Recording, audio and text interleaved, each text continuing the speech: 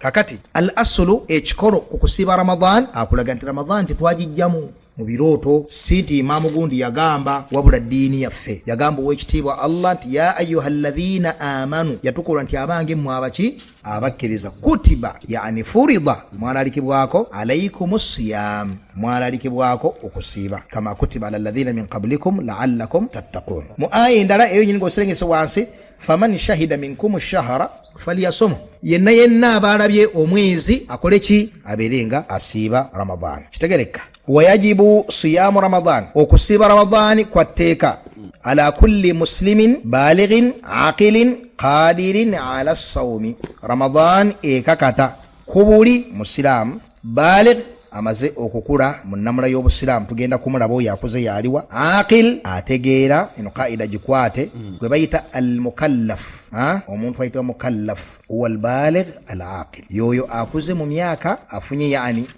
obonero bw'obukulu bwe tugenda okulaba nam al-aqil ng'alina amagezi ng'ategeera oyo ayitibwa mukallaf qadir ala as-sawm ng'alina obusobozi obukola ki obusiiba. Kati bino ebina tugenda bitambulirako kimu ku kimu